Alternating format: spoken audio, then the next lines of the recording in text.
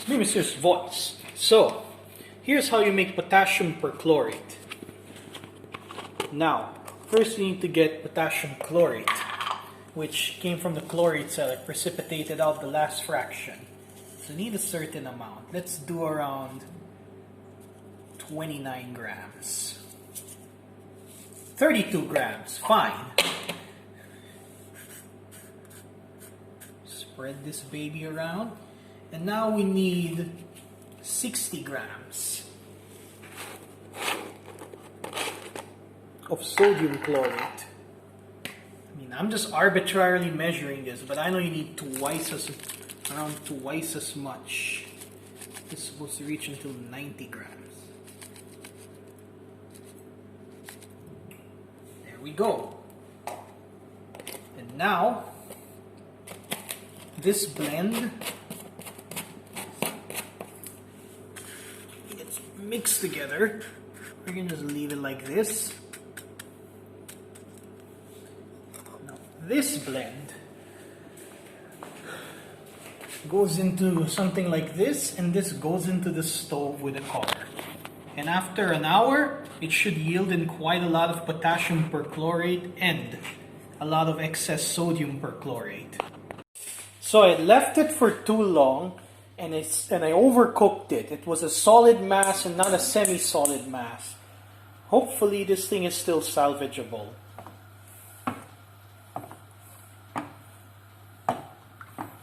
Now I will get back to you once I dissolve and crystallize this out in the container, because I can't hold this and that at the same time. So I had extreme trouble dissolving this thing. For some reason, I had to put more water than I should that normally dissolve the previous cakes. Maybe this is indeed a good sign after all. We'll find out once I crystallize everything. All we know is that potassium perchlorate is highly soluble when the temperature is high, but immediately crashes out upon cooling. So yeah, I'm gonna get the seeding salt and I'll meet you later. And we're back here. I have the recrystallized perchlorate, and I'm gonna basically pour this thing into the Tupperware.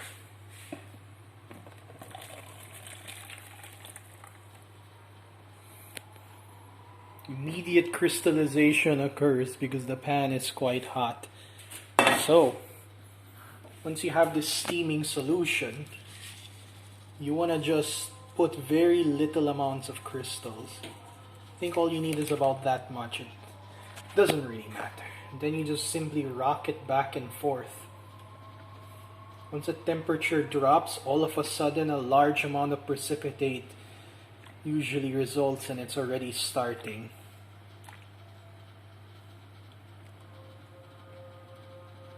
As you can see, the crystals are getting more numerous.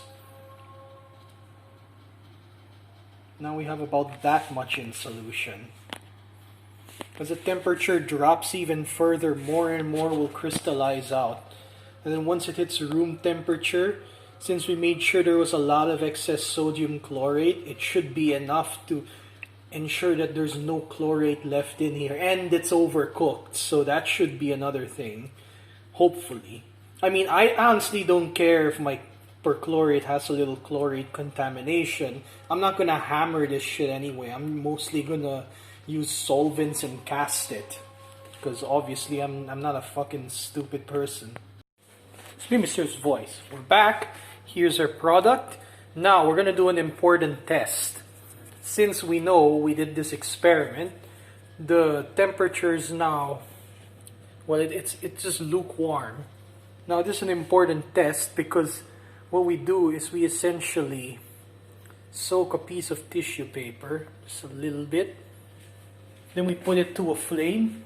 If it starts sizzling even just a little, it means we have excess oxidizer in the solution, which means that there are soluble chlorates or perchlorates in the solution. Now we won't be able to tell which is which, but it would be really good if there were, because it will tell us that we we have a lesser amount of chlorate contamination in our product. And yeah, it definitely flares up occasionally. Which means that we do have excess oxidizer in the solution. So what I'm going to do now is I'm going to now freeze this solution. Not freeze it, but like make it really cold. Or at least to room temperature. At least like maybe 15 degrees, just to maximize recovery as much as possible. Now, this will have a chance of precipitating out the chlorate, but honestly, perchlorate by itself is kind of a boring oxidizer. You can see this thing is doing the classic sparky spark, which shows that there are excess oxidizers. Temperature is very low. It's reasonable to assume that this is mostly junk. And I'm not going to filter this product because I mostly want to calculate yield. Like as close to how much I'm getting. Of course, I could and recrystallize it. Honestly, a recrystallizing would be enough. Just leave a little bit of water and then do it. Because anyway, the chlorate would then be really, really soluble in that other water. And it would, you know, stay in solution if there was any residual left. But I don't care about that. All I know is the chloride's going to stay in solution. So here's voice. Here's our crude yield. And here's our amount. Now I'm going to set this camera near the scale. Visible.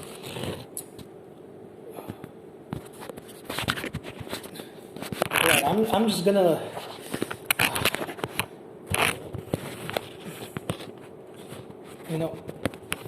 I'm just going to leave it there. And I'm going to start pouring this product.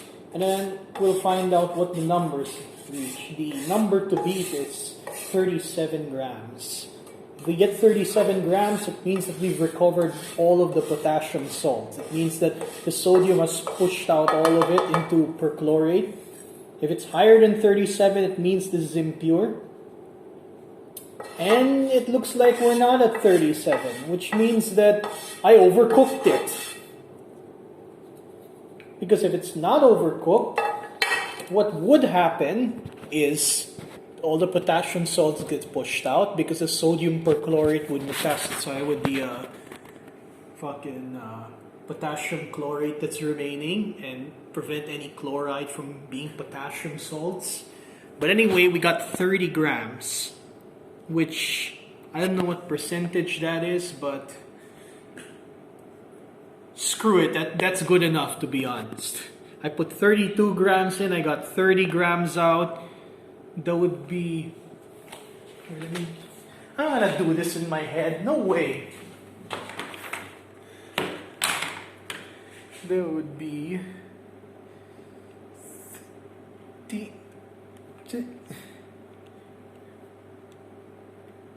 That would be 81% yield. That's a lot higher than 60, so I'm happy. 60 would be if I use potassium chlorate alone. But 81% yield for an overcooked batch, that's not too bad. Okay, it's me, Mr's voice. So, here we're going to purify our potassium perchlorate. This potassium perchlorate is pretty pure, but it still contains a minor bit of chlorate because when I mix it with sulfur, it poppity pops, and that's not acceptable. I'm not going to do all of it. You know, I really just don't give a fuck. I just want to show this to see how well it works. I've already done it, but I want to do it with this batch now, just for the video. And then you get your potassium perchlorate, and then you get your hydrochloric acid. Doesn't matter what percentage, but as long as it doesn't have any gunk in it. The last time I did this, the HCl did have soap, and that wasn't good because I had to pick out some oil once it oiled out. So you then pour. Well, since there's only a little, you don't really need to pour much. You just have to wet the thing. Yeah. And because this is perchlorate, it's not really going to visibly turn yellow. Yellow chem, bad chem, you know. although there is chlorate in here. But it's not going to visibly turn yellow, because the last time I used chlorate in here, it turned yellow. But now that it's using perchlorate, it doesn't turn yellow. But I will tell you, there is definitely some chlorate. Like, there's a slight yellow tinge. You know, it's not deeply yellow, but it's yellow. Well, it's barely noticeable. I need a white background. Screw it, that's white enough. There's a little bit of a yellow, but it's very subtle. However, yeah, I'm gonna then microwave this. Yes, that sounds insane, but it's a good idea. Is it a good idea to microwave this? Wait, it's not. Never mind, screw it. It's a good enough idea. So yeah, I'm gonna microwave this and I'll be back. Okay, now I'm back. Now this is after microwaving. As you can see, there's a little bit of some evaporation. As you can see, it's not yellow at all. It's clear. Now, I have some sodium chlorate over here. And I'm gonna pour some of this in. And it should turn yellow. The next video is gonna be how to make pH control salt for your chlorate cell run using eggshells, since they contain very clean calcium carbonate, which is going to be reacted with this to form calcium chloride. You could also use other sources, but you don't want any fluorides or any stupid shit getting in.